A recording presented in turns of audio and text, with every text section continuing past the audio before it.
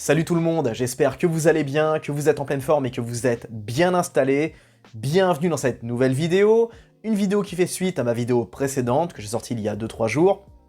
J'avais sorti un top 10 spécial éléments les plus dérangeants et les plus fatigants du cinéma français. Vous savez, ces comédies qui sortent à la chaîne, comédies complètement débiles dont tout le monde se fout, cette surreprésentation de films, de drames intimistes pour bourgeois dont tout le monde se fout également. On a fait également le point sur l'acting juste désespérant de nos acteurs nationaux, des acteurs qui sont plus tellement des acteurs mais des personnalités.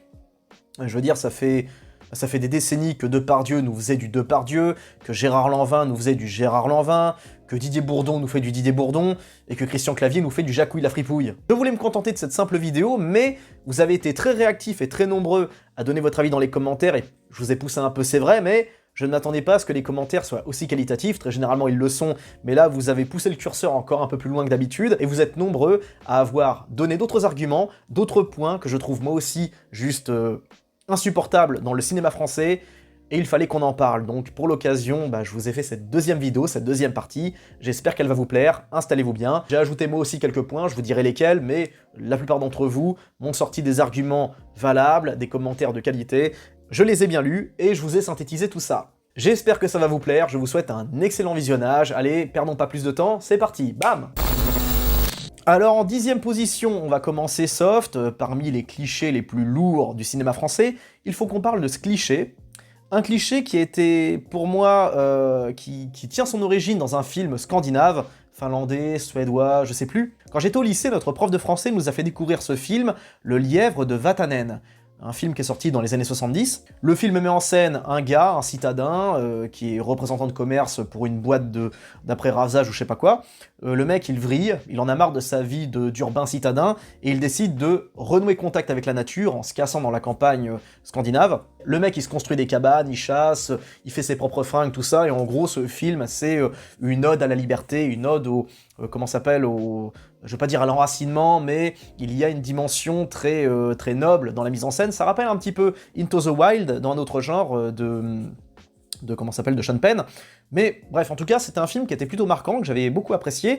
Le problème, c'est que ce film, il a franchi les frontières hexagonales, parce que je ne sais pas si vous avez remarqué, mais depuis quelques années, on a une sorte d'offensive de films mettant en scène des urbains, parisiens bien sûr, parce que Paris est la ville principale de France. On a très souvent maintenant des films qui mettent en scène des comédies dramatiques, mais surtout des comédies qui mettent en scène des gars âgés entre 45 et 70 ans, qui en ont marre de Paris et qui se cassent dans la campagne profonde, dans la Creuse, dans les Cévennes, dans les Alpes, n'importe où.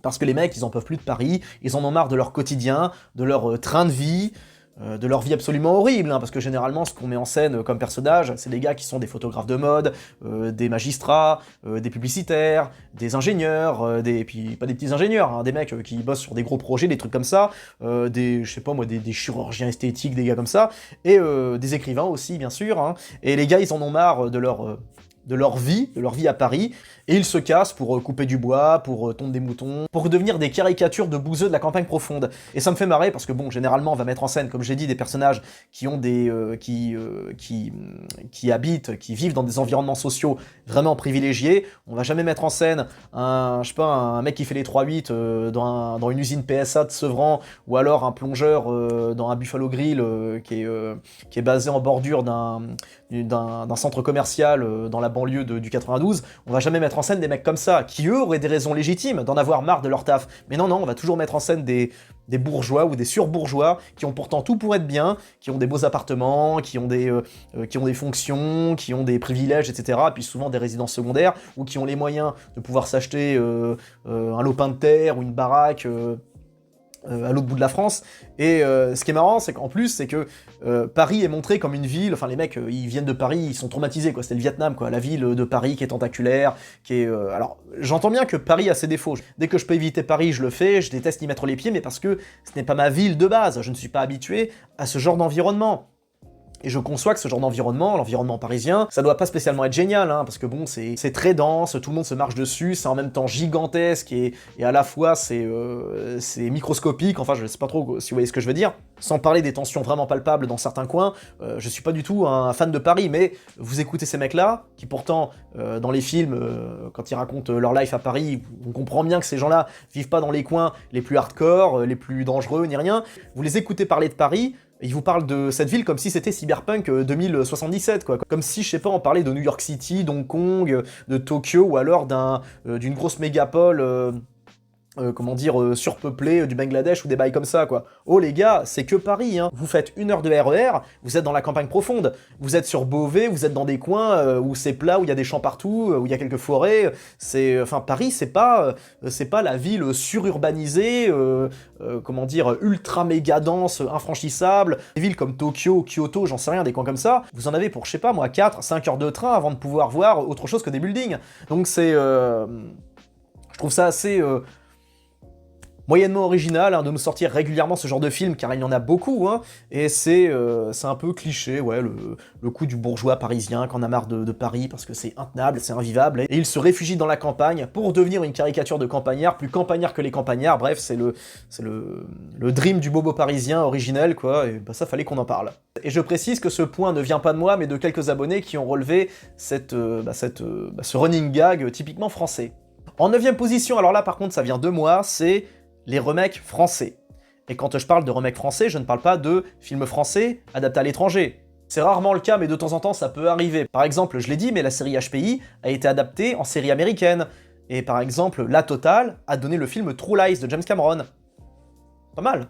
Mais à part ça, vous n'avez pas idée à quel point la France s'inspire de films étrangers pour les adapter à sa sauce, parce qu'il n'y a pas que les Américains qui font ça. Et d'ailleurs, on pointe souvent du doigt les Américains par rapport au fait que très souvent ils adaptent, ils font des remakes de films qui ont cartonné à l'étranger. Seulement, les Américains, à la différence de nous, c'est qu'ils l'assument. Ils le disent franchement qu'ils font ça, déjà d'une pour le business, et en même temps pour faire brièvement connaître l'œuvre d'origine dans leur pays. Par exemple, les Américains, ils ne tardent jamais pour produire un remake. Ils n'attendent pas, contrairement à nous. Par exemple, REC, le remake de REC, le remake américain, en quarantaine, ils l'ont tourné, je crois, au bout de 2 ans, quoi. REC est sorti en 2008, et en quarantaine a dû sortir en 2010, 2011, quelque chose comme ça. Ils n'ont pas perdu de temps. Les Infiltrés, qui est un remake de Infernal Affair, ils ont 3 ans d'écart, 3 ans ou 2 ans d'écart. C'est sorti très vite. Même chose pour Millennium, l'adaptation de Millennium par David Fincher. Eh bien, le Millennium originel est sorti en 2009, donc 2 ans avant. Et les Américains tardent pas. Dès qu'ils voient un bon produit, dès qu'ils sentent que ça peut marcher, que ça peut rapporter de la moula, ils le font direct. Or nous, c'est un peu plus vicieux. Par exemple, dernièrement est sorti ce film, Le Choix, avec Vincent Lindon. Eh bien, si sur la bande-annonce ça rend bien Vincent Lindon, grave, sérieux, comme d'hab quoi, dans sa bagnole, qui parle au téléphone, on comprend, enfin avec ses collaborateurs, avec sa famille, tout ça, on comprend que tout le film va se dérouler dans la voiture. Bon eh bien, c'est original, un film qui se déroule dans une bagnole, c'est cool. Seulement, remake d'un film anglais avec Tom Hardy, Locke, sorti pour rappel en 2014. Ça fait un petit peu genre, on reprend le concept d'un film sorti il y a 10 ans pour faire un peu oublier qu'il est sorti, quoi. Parce que qui va s'en rappeler? Qui va se rappeler que Tom Hardy a joué dans un film où il joue intégralement dans une bagnole, où il parle au téléphone? Tout le monde a oublié. Et c'est un petit peu, je trouve, sournois de sortir des remakes 10 ans après, parce qu'attendez, c'est pas le seul exemple. On va prendre encore un autre exemple récent, avec Gaston Bide, qui a sorti sa série La Cage. Vous remontez 10 ans en arrière, la série Kingdom, qui est une série centrée sur le MMA, comme La Cage, en beaucoup mieux. C'est même pas comparable. Mais on sent bien que Gaston Bide, il a voulu faire un petit peu son Kingdom national. Et d'ailleurs, j'ai envie de dire que Kingdom, j'ai envie de dire que La Cage ne s'est pas qu'inspiré de Kingdom. Alors en soi, il n'y a pas grande ressemblance, mais comme par hasard, série sur le MMA, alors que 10 ans avant, les Américains en sortaient une, qui était vraiment de top qualité, parce que le MMA en soi, c'est pas bien compliqué, voilà, vous mettez une cage, quelques mecs qui se tapent dessus, et c'est bon, vous l'avez votre concept. Mais le truc, c'est que La Cage, c'est un petit peu un best-of de tout ce qui s'est fait aux États-Unis, notamment Kingdom, parce que le contexte MMA, tout ça en série, encore une fois je le dis, sorti 10 ans après, pour faire un petit peu oublier que Kingdom est sorti, mais surtout là où Gambit c'est vraiment inspiré, c'est par rapport à la licence Creed, notamment via son personnage principal. Vous prenez le personnage principal de la cage avec sa meuf, c'est le couple dans Creed, Tessa Thompson et Michael B. Jordan. Ça arrive beaucoup plus souvent qu'on ne le croit, et c'est... D'ailleurs, il n'y a pas que les films américains dont on s'inspire. Par exemple, dernièrement est sorti Le Larbin, film français, inspiré d'un film russe. Les Français produisent beaucoup de remakes, et souvent, généralement, les remakes sont très en deçà des films originaux. Alors en soi, on peut dire que c'est le propre des remakes, mais je suis pas tellement d'accord, parce qu'il y a très souvent des remakes qui sont réussis, pas comme par exemple Les Infiltrés, je sais que vous êtes nombreux à l'adorer. Millennium, je crois que je suis un des seuls à le défendre, parce que je le trouve vraiment bon, The Girl with a Dragon Tattoo. C'est pas un chef-d'œuvre parfait, il n'est pas meilleur que le film d'origine, mais il n'est pas spécialement mauvais. Au niveau esthétique, au niveau musical, tout ça, pour moi, c'est une véritable merveille. Même au niveau du jeu d'acteur, tout ça, il y a des défauts, c'est un peu trop cuté, tout ça, mais ça reste relativement un bon spectacle, au moins du point de vue visuel. Bref, en tout cas, on a tendance à un peu trop faire de remakes, pour un peu faire oublier qu'on manque d'originalité, quoi. Et en plus, on fait ça de façon sournoise. On attend des années avant de produire des remakes, et je trouve ça assez lourd, quoi. En 8ème position, un point qui a relevé un abonné, ou une abonnée, pardon, ou les deux, parce que c'est un truc que beaucoup ont soulevé. Alors moi, c'est un truc que j'avais un peu cramé, je crois, dans le Comte de Monte Cristo ou dans Les Trois Mousquetaires, c'est cette faculté qu'ont nos acteurs à chuchoter, parler dans leur barbe, enfin on comprend rien, quoi. Les mecs ils parlent, on sait pas s'ils font de la SMR, mais c'est incompréhensible. Ils parlent comme si on était censé comprendre ce qu'ils allaient dire. Il n'y a pas ça dans les films étrangers. Vous comprenez ce qu'ils disent, ils parlent clairement, etc. Enfin c'est l'un ou l'autre. C'est où les mecs, ils parlent dans leur moustache, ou alors ils font du grand théâtre, ou ils parlent trop fort, ou je sais pas quoi, c'est l'un ou l'autre. Et ça, c'est un truc qui est un peu trop récurrent, je trouve, pas souvent, mais un peu récurrent, cette capacité de nos acteurs à chuchoter, comme j'ai dit, parler pas trop fort, à parler de façon incompréhensible, et c'est un peu lourd, et si je le souligne, c'est uniquement parce qu'on l'a dit en commentaire, et 2-3 fois ça m'est arrivé pendant un film, pendant un visionnage, je me dis, attends, mais qu'est-ce qu'il raconte, je comprends rien. Et donc, bref, merci pour d'avoir relevé ça, parce que il fallait en parler. En numéro 7, attention, on va titiller ceux qui sont un petit peu trop branchés et politiquement incorrects. Il y a quelque chose qui me dérange dans le cinéma français, c'est son incapacité à pointer du doigt les problématiques réelles, subies par les Français, notamment les pauvres. Sortez-moi un film français qui a traité de l'insécurité. Voilà. Trouvez-moi un film français qui a pointé du doigt le harcèlement subi par les femmes dans la rue. Trouvez-moi un film français qui pointe du doigt avec force et avec conviction, avec sincérité, qui pointe du doigt encore une fois, c'est lié à l'insécurité, tout ça, mais le harcèlement scolaire, le harcèlement moral, les agressions en tout genre. Il y a très peu de films français qui mettent cette réalité en avant. La dureté de certaines villes, la dangerosité de certains quartiers. Pour ça, les films français sont très courageux mais pas téméraires, quoi, je sais plus, mais en gros, on évite de trop mettre en avant les sujets qui pourraient fâcher. Enfin, qui fâcheraient qui d'ailleurs, bonne question. Mais c'est assez agaçant de voir que le cinéma français ne propose pas des films qui mettent en avant, enfin, qui pointent du doigt des problématiques réelles. Et c'est vrai que quand j'y pense, l'insécurité c'est quand même un sujet qui a tendance à inquiéter légitimement une bonne partie de la population, notamment les plus pauvres, hein, etc. Et c'est assez regrettable que la France ne produise pas de films qui pointent du doigt justement, enfin qui ne produisent pas de films qui parlent d'insécurité. Par exemple, ce serait bien de sortir un film qui montre la reconstruction psychologique d'une mère de famille qui a perdu son enfant après une agression, après, je sais pas moi, une embrouille ou je sais pas quoi, où le gamin s'est fait prendre à partie par un groupe de jeunes qui l'auraient buté. Ça aurait été intéressant, enfin ce serait pertinent de montrer ça. La souffrance, la reconstruction des parents, ce genre de choses. Ce serait moral de montrer cette réalité. Malheureusement, ça n'arrive pas. Alors que pourtant, des éléments de faits divers dans ce genre-là, on en a eu beaucoup ces dernières années. Et ce serait pas mal que le cinéma français s'intéresse à ce genre de sujet, justement, pour pointer du doigt la réalité, afin de la mettre en évidence, et afin justement de faire évoluer, bousculer un peu cette réalité qui a besoin d'être, effectivement, qui a besoin d'être bousculée pour qu'on puisse avancer et faire en sorte que ces horreurs n'arrivent plus jamais. Au moins pour aider à créer une certaine forme de conscience chez bon nombre de cinéphiles français. Malheureusement, j'ai l'impression qu'on va attendre un petit moment. Et quand le cinéma français veut traiter de sujets, bon là je vais pas dire plus légers, mais des sujets tout aussi sensibles, mais un peu moins graves du point de vue humain, comme par exemple, bon, ça reste grave, bon, bref, vous m'avez compris, par exemple les sujets en lien avec l'inflation, la crise économique, les difficultés financières, machin, quand c'est mis en scène, c'est foireux. Alors, des fois, c'est réaliste, le problème, c'est que la façon dont c'est amené, c'est pas la bonne. Prenez par exemple les films de Robert Guéridon, je sais plus, qui a fait beaucoup de films sociaux dans les années 90-2000, des films qui sont pas spécialement mauvais, hein. Par exemple Marius et Jeannette, c'est vraiment très touchant, très beau, mais ces autres films, c'était pas génial sur la forme. Sur le fond, c'était intéressant, montrer la problématique de Prolo, de Marseille, etc. C'est super intéressant. Le problème, c'est que la façon dont c'est mis en scène, c'est pas mémorable. Or, pour qu'un film puisse faire avancer les choses, du point de vue sociétal, social, ce que vous voulez, il faut qu'il soit inoubliable, réussi de A à Z. Or, le problème, des films réussis de A à Z qui pointent du doigt une problématique sociale, il n'y en a pas beaucoup. En fait, j'en connais presque pas. Alors que pourtant, enfin, on se targue d'être un pays qui parle de social, etc. Depuis Germinal, on n'a pas vu grand-chose de vraiment pertinent du point de vue social. Et encore, Germinal, on parle d'un truc qui se déroulait il y a 150 ans, quoi. Mais bref, en tout cas, c'est agaçant de la part du cinéma français d'occulter des problématiques qui touchent la plupart des Français, donc insécurité, inflation, mais je parle de vraiment un truc sérieux, quoi, un truc sérieux ou alors drôle. L'idéal, c'est de traiter ça de façon drôle, enfin je veux dire, sous la forme d'une comédie réussie, un peu comme Les Trois Frères. Les Trois Frères étaient une bonne comédie sociale, tout comme Le Pari d'ailleurs, bonne comédie sociale également. Donc il faut faire ou un drame sérieux, qui vous fait chialer, qui vous traumatise, qui vous sortez du film, vous vous dites plus jamais ça, ou alors un truc drôle qui vous permet de relativiser, mais tout en gardant une certaine forme de conscience. Donc on n'a jamais de film là-dessus, et c'est relativement kikinant.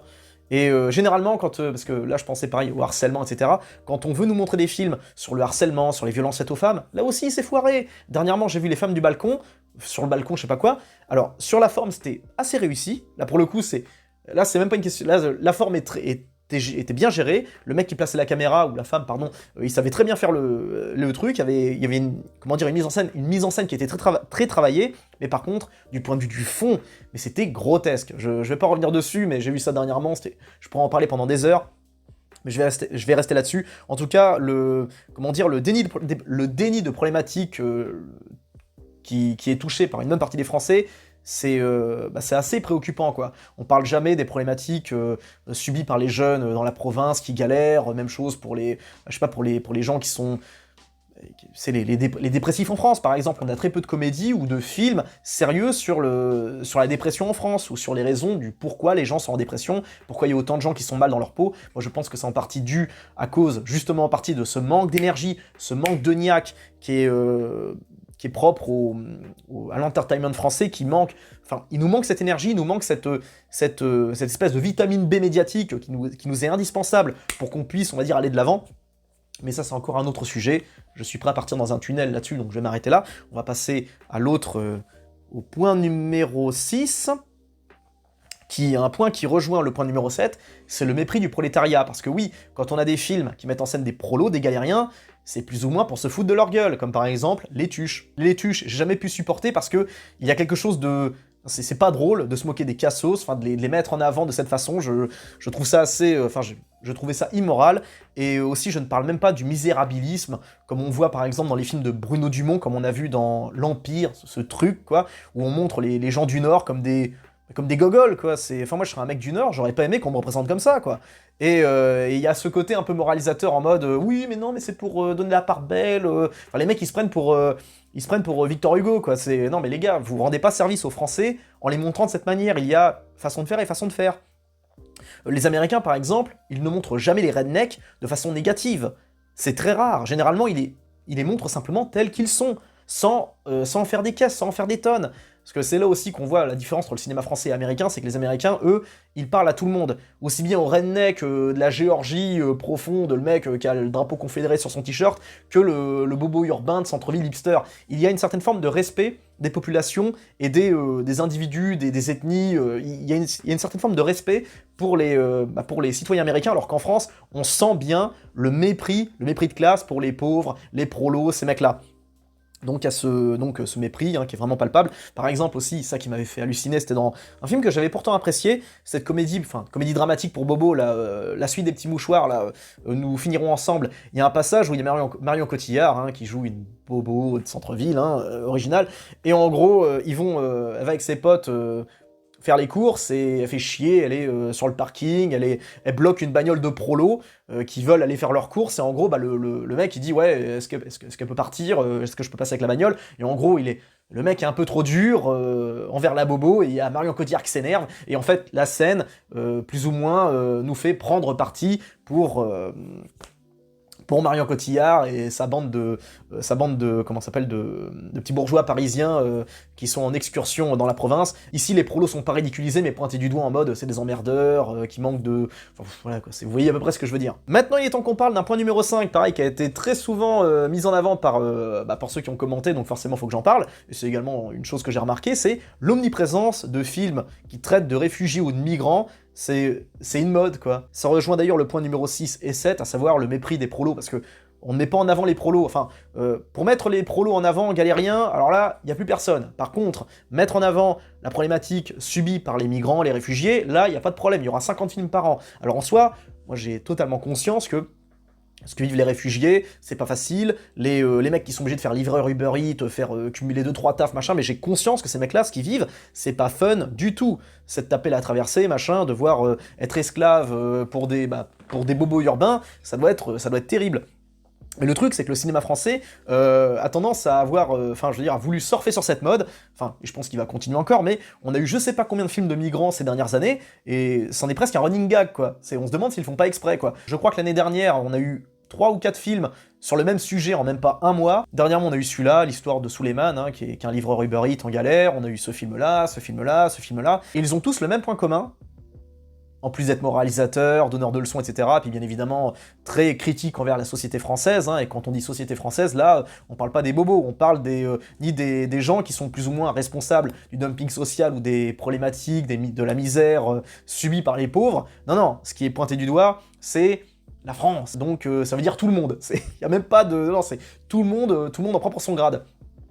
C'est chose que ne feraient jamais les Américains ou d'autres pays. Il y a vraiment que nous pour être aussi masochistes à ce niveau-là.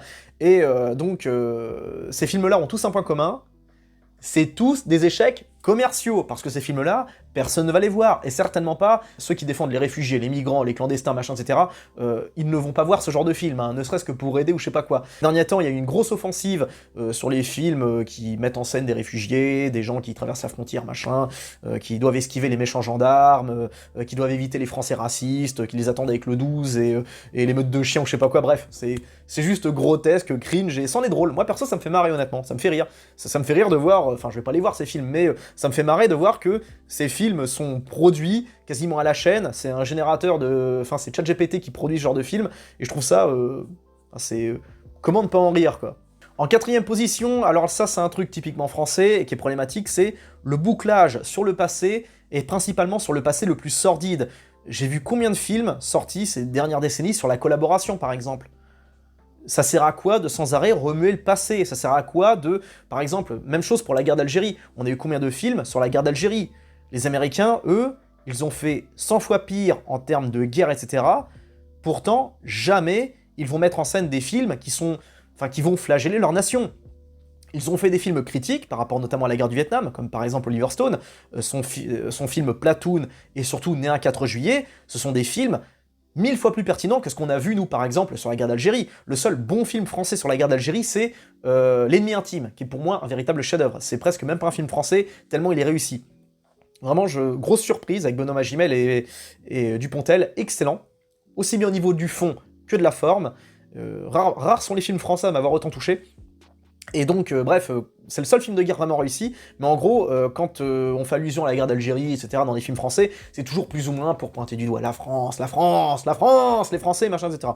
Alors oui, je suis bien conscient que l'État français a dû faire des tas de conneries, des tas de dingueries là-bas, il n'y a aucun doute, mais à quoi ça sert de ressasser le pire du passé, si ce n'est rajouter en bad vibes? Les Américains, donc, comme je disais, par exemple, pour revenir à Oliver Stone, ce sont Né un 4 juillet et Platoon, ce sont des films qui dénoncent les exactions, on va dire, de l'armée américaine, mais ils ne sont pas, on va dire, c'est pas des films qui sont manichéens.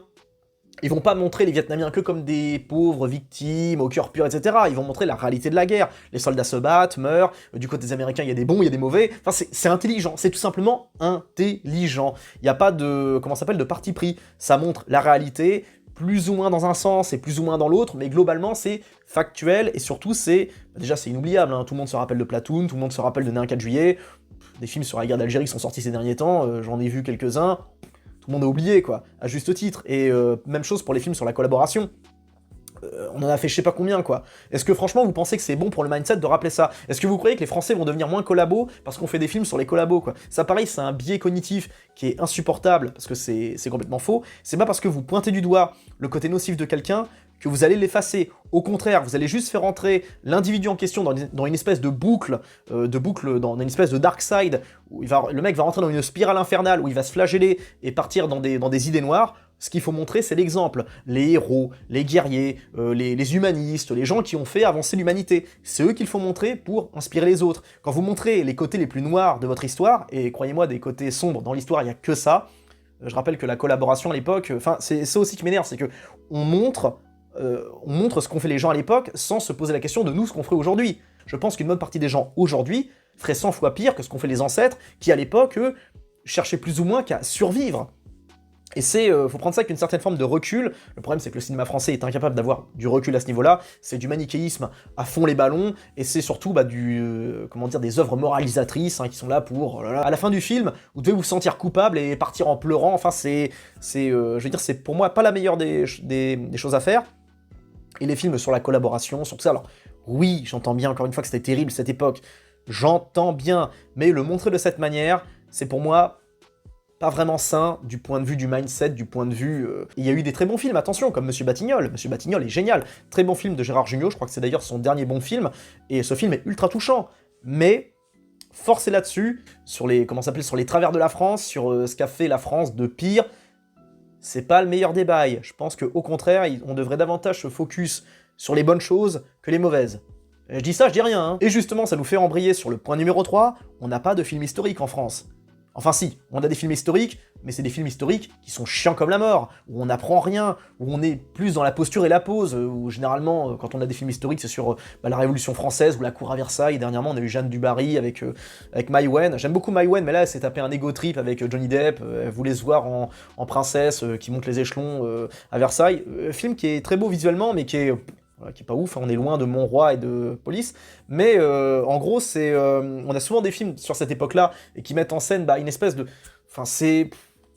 Il n'y a pas de grandeur, quoi, mais quand est-ce qu'on va nous sortir un film, je sais pas, sur la conquête du Canada, par les Français, j'en sais rien, moi, la construction... tiens, la construction de la Tour Eiffel, j'y ai pensé. Une fois, je me suis dit, ce serait pas mal de faire un film qui relate la construction d'une cathédrale, genre Les Piliers de la Terre, ou un truc dans le genre, version française, ou alors la construction de la Tour Eiffel. On l'a fait, mais c'est de la merde, c'est chiant, c'est cliché, c'est mal joué, enfin c'est prétentieux. Le problème, c'est que c'est prétentieux, la prétention est vraiment greffée à l'ADN, on va dire, de l'entertainment français.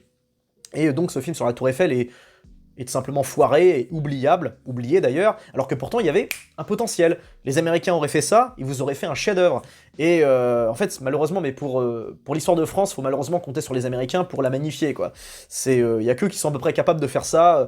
Bon après, même quand ils veulent nous flinguer, comme par exemple Ridley Scott l'a fait pour Napoléon, où il a ridiculisé, diabolisé l'empereur, on le voit cuck avec Joséphine, 80% du film c'est Napoléon qui galère avec Joséphine, même quand ils essayent de salir l'histoire, et c'est bien fait, c'est propre, c'est beau. Napoléon, on peut reprocher ce qu'on veut à ce film, il est très beau visuellement. Mais bref, en tout cas, pour revenir Voilà, on n'a pas de film sur les grands moments de l'histoire, des batailles ou je sais pas quoi, des conquêtes, ce que vous voulez, on n'a rien là-dessus. Que dalle. Je sais pas, les Américains, ils vous produisent, enfin, ils ont produit pendant un moment des films sur la conquête de l'Ouest, sur des bails comme ça. Nous, ça aurait été pas mal, justement, de faire des films là-dessus, quoi. Je sais pas moi, sur l'exploration de l'Atlantique, du Pacifique, de l'Océanie, j'en sais rien, quoi. Il y a moyen de faire des trucs. Le problème, c'est que si on fait des films sur l'exploration, ça va vite vriller en film sur la colonisation, et donc ce qu'on a fait de mal, ce qu'on a fait d'horrible, etc. Bref, on n'en sort jamais, on est constamment toujours dans la boucle, de flagellation, qui pousse les gens à devenir, on va dire, ennemis. Ça, le truc, c'est que quand vous poussez les gens à regarder des contenus aussi culpabilisants, vous ne créez finalement que des petits capots, des futurs bourreaux, des gens qui vont épier les autres pour... et ça, c'est malsain, quoi. Alors après, je dis pas qu'il ne faut pas, justement, c'est un peu, ça sonne un petit peu 84, dystopie communiste, machin, mais je ne dis pas que c'est spécialement mauvais de regarder ce que font les autres pour voir s'ils font pas des conneries, mais là, il y a un côté paranoïa, quoi, en mode, mais dans l'autre sens. Est-ce que vous voyez ce que je veux dire? Bref, pour moi, tout ça, ce n'est pas sain. On veut des films inspirants, on veut des trucs qui incarnent la win. Par exemple, bah tiens, je parlais des Américains qui adaptaient très bien l'histoire. Par exemple, le 3 de Wolfgang Petersen. Alors, ok, Wolfgang Petersen, pardon, c'est un Allemand. Mais l'équipe est américaine. Tous ceux qui ont monté le film, c'est des Américains. Et comment dire, bah le film est grandiose, donc ça montre le cheval de Troie, tout ça. Le film est fantastique, il est sorti il y a 20 ans, il est toujours aussi beau, intemporel. Bon, bah on attend quoi pour faire des films, je sais pas moi, sur la Gaule, sur les Gaulois qui défoncent des Romains, enfin, autre chose qu'Astérix, s'il vous plaît. Autre chose qu'Astérix. Pitié, qu'on arrête avec Astérix, qu'on lui foute la paix. Tiens d'ailleurs, bah, je parlais d'Astérix, on va parler d'une autre BD, une BD franco-belge, hein, qui a parfaitement été adaptée par les Américains. Tintin. Réalisé par Steven Spielberg. Jamais, nous n'aurions été capables de produire un film comme ça. Never. Point numéro 2 qui rejoint le point numéro 1. Ils sont où les films français sur des héros français? Ça remonte à quand la dernière fois qu'on a vu un film français qui montrait un héros français? Et me sortez pas des artistes, genre je sais pas, genre...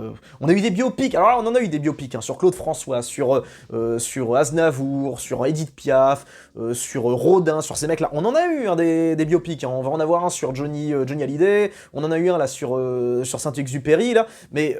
Quand est-ce qu'on va avoir un biopic sur un mec badass, sur un mec déter qui a fait des dingueries? Je sais pas, un aventurier, un mec qui a fait la guerre ou je sais pas quoi. Quand est-ce qu'on aura droit à des films comme ça? Des films inspirants? On a eu Abbé Pierre, on a eu De Gaulle, tout ça. Maintenant, on peut avoir des trucs un peu badass qui peuvent potentiellement faire rêver les Américains et pas spécialement que brosser dans le sens du poil, une espèce de roman national qui est plus ou moins parti en lambeaux. Est-ce qu'on peut avoir droit à des films, je sais pas, sur des flics héroïques, sur les, je sais pas, sur les flics qui sont intervenus pendant le Bataclan, sur des mecs qui sont morts, des gars des forces spéciales qui... Les Américains, par exemple, ils ont fait The Lone Survivor. Vous l'avez vu ce truc? C'est, je me souviens plus du sang et des larmes. Et donc le film met en scène des soldats américains morts au combat. C'est quand qu'on va faire des films français où on voit des soldats français qui vont se battre sur un théâtre d'opération, qui meurent héroïquement, ce genre de truc. Mais ce serait la seule chose à faire pour rendre hommage à ces mecs-là, et en même temps donner un petit peu de niaque au cinéma français, et en même temps à toute une nation, quoi. Tiens, par exemple, Clint Eastwood a réalisé un film sur l'attaque du Thalys, je crois, en 2015, un truc dans le genre. Nous, on n'a jamais fait de film là-dessus. Par contre, Clint Eastwood, il voit des Américains qui sont intervenus, qui ont botté le cul d'un terroriste, qui ont empêché un carnage.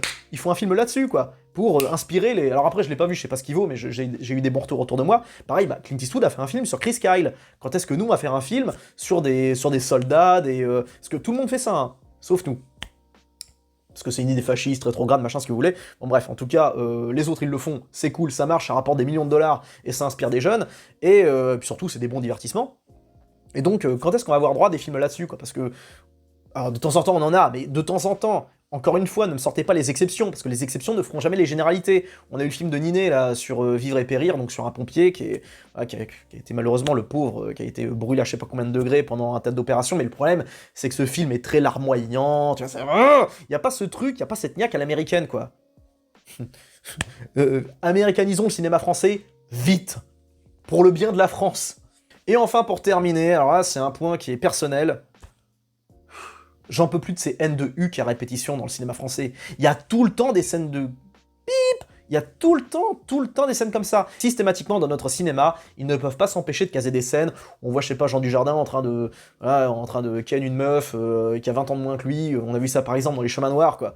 Oh, c'est pour montrer que Dujardin, enfin son personnage s'éclate, il y a forcément une scène de Huck sous des draps, tout ça, même chose. Qu'est-ce qu'on a eu d'autre? Enfin, je ne compte même plus le nombre de scènes de films français où il y a des scènes comme ça, des scènes ultra malaises. Et pourtant, croyez-moi, bon, je le dis franchement, je suis du genre chaud lapin dans la vie, quoi. Je suis quelqu'un qui est strictement, enfin, je suis un latin, je suis débridé du point de vue de cette question, je suis très open sur le sujet.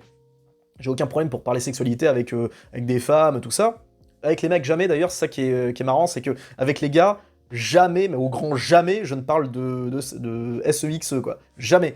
De toute façon, c'est une règle tacite entre gars. Entre gars, on ne parle jamais de nos histoires, on ne parle jamais de ce qu'on fait, c'est... Ouais, t'as une copine? Ouais, ok, c'est bien, parfait, tu vois, je peux en savoir plus. On est comme ça. Par contre, avec les meufs, c'est...